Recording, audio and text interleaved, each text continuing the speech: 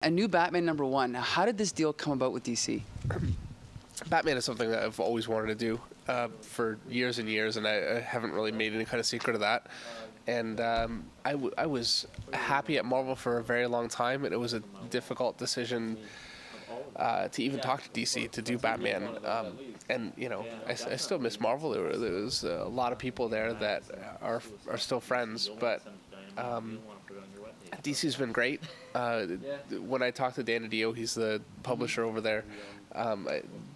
We talked about what I wanted from my experience going to DC, and it was all about Batman for me. So it's kind of been about that really right from the beginning. Our earliest discussions. So yeah. Okay. Now, with taking on Batman, did you have to do a lot of research? Did you have to go back and sort of read where the character's been the last few years to prepare for the new series?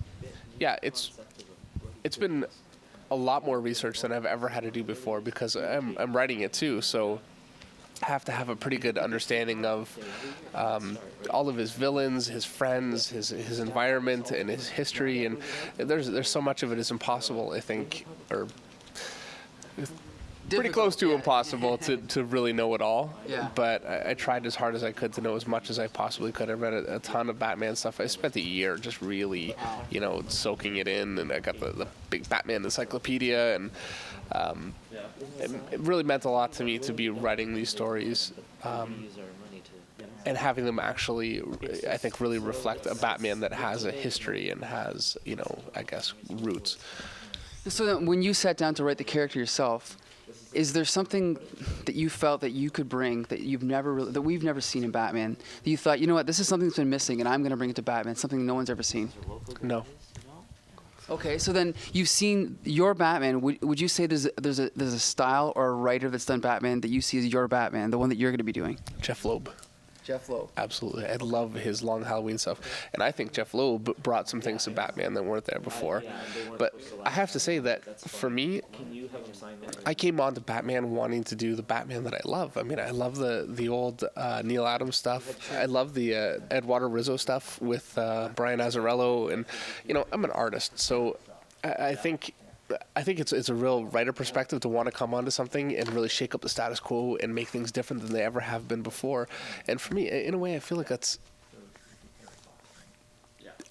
think it's better to stay with the framework that works and has worked and that I've loved about it for so long, and then create interesting stories within that, and have it be about Batman doing what Batman does and his villains doing what they do. And I don't think that staying within that framework is a limitation at all. And I really did not go into this whatsoever wanting to start, messing things around and making a lot of changes that I just felt were kind of unnecessary. If I wanted to do that, I would have wanted to do something other than Batman. So will this tie into Batman Incorporated? Will be sort of outside of that continuity? It ties in completely with Incorporated because while Batman is flying around the world and dealing with global threats and really broadening everything that he does, he still has a lot of ties to Gotham City. I mean, he's been in Gotham City his whole life. I think, the villains of Gotham City don't really like the idea of Batman looking past them, and starting to forget them. So I can't see that they would just let that happen without some kind of a reaction. And he's got a lot of friends and grudges and vendettas that he can't walk away from that easily. So while he's off doing all these global things, he still has to come home and touch base, and life still kind of gets in the way. And in a way, I feel like that's what my book is. It's a life gets in the way book. Things happen that he has to deal with at home. Movie Batman, which one's your favorite? That's it's such a hard question. I love the new movies. I love the Tim Burton designs. I love the more kind of esoteric, out there, earlier Batman movies visually, but I mean, obviously the stories and the new ones I think are great. Okay, now what about the costume? Did you have anything to do with giving Batman back his yellow circle around his costume? Was that your idea? It was not my idea at all. I went into wanting to, because we had talked about redesigning the costume, and that was a big one for me. I really wanted to do that, actually. And I felt like, he's had the just the black symbol for so long. If you want to change the costume, it seemed like the most obvious way. And I was like the iconic symbol. But when we first started talking about it, I got an email from Grant Morrison, and he had a list of things that he wanted to do, and that was like top of the list. So we were, on the same page. Nice. And you designed the new costume is pretty much your design, right? Yeah, it is my design. Yeah, it's my design with input. For me to say that it's just completely me, it's completely me on the art end. But it was real back and forth. I did a few different things, and we experimented a little bit. Grant had some ideas that really worked for me, and some that didn't work quite so much, and were a bit more of a challenge. So, yeah, it was a collaborative thing. It always is. Sure. Did you enjoy doing the Batman: The Return with Morrison? Yeah, I really did.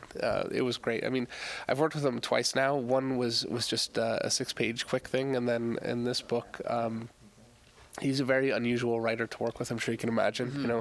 Stuff is so imaginative and so broad, and I think he expects more from an artist than I'm used to. He expects, more input and more involvement than I'm used to. So it was kind of tough to get up to speed working on his stuff, but it was very rewarding. Right. Okay. Now here's the final question: do you think Batman: The Dark Knight is going to be the best-selling comic of the year? I have no idea. I don't even have I have no idea.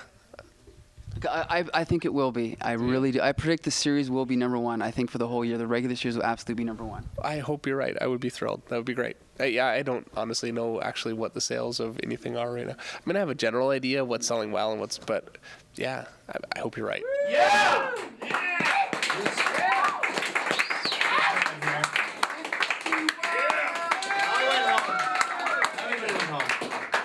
51. Okay, take it away. DMZ, yes, we read the first graphic novel. I've read 4 up to the 4th one, and I'm watching you. It's really, really good.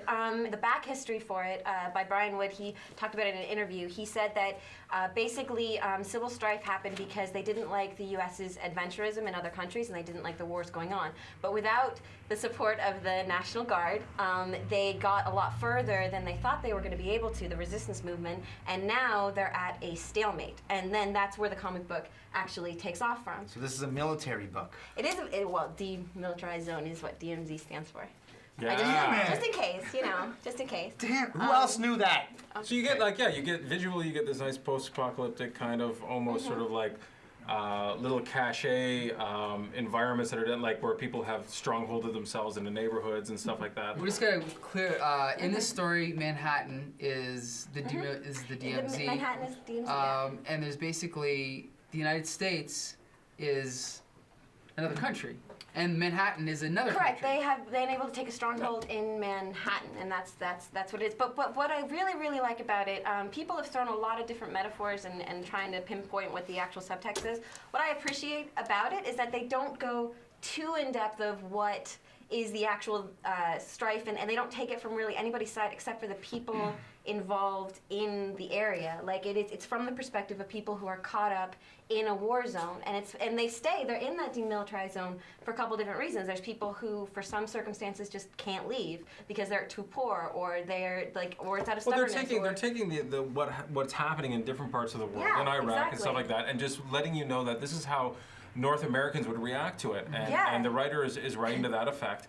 And the idea of like, how would we go without video games or without the ability of getting all the Doritos we want to eat all the time? Like, I have 50 cents. I'm going to eat some lard. And how we would react to that. And for that it is, and it's a very popular book. I just gotta say, my favorite issue out of the 5 that I read was the last one about the ghosts, I believe they were called, where it's this spoiler alert, this almost legendary people that are living out somewhere they're actually Like Sasquatch. well, sort of. No, they're keeping a zoo. They're actually they're in. So to be honest, the first four issues are good, Yeah, but but Shaved. the first 4 issues are good. But I'm not a huge fan of post-apocalyptic stories. Okay. Only because they're so, I guess, cynical or like nihilistic, whatever. I just don't like reading them.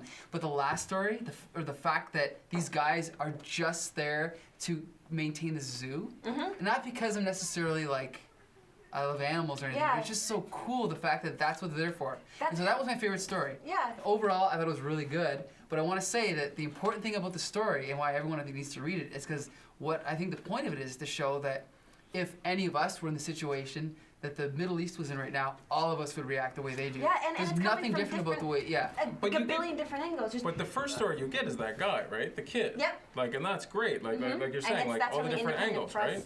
press angle, and then there's the people who want to protect the zoo. There's the people who want to stay to help and nurse and be there in just helping the people in the situation, not from afar, not from charity work, but just in the situation. And then there's the people who just genuinely can't get out of it. They just can't, Yeah. just for whatever circumstances, either being too poor or having no place to go. And that's, I don't know. But they introduced it, like I said, they introduced it like a comic book, like Spider-Man. yeah, Like the yeah. first person that you get the perspective of the story from is basically a Peter Parker. Here's an intern who is on a helicopter to go cover this. He's got a camera and stuff like that, and right away, all of a sudden, Does he have spider webs?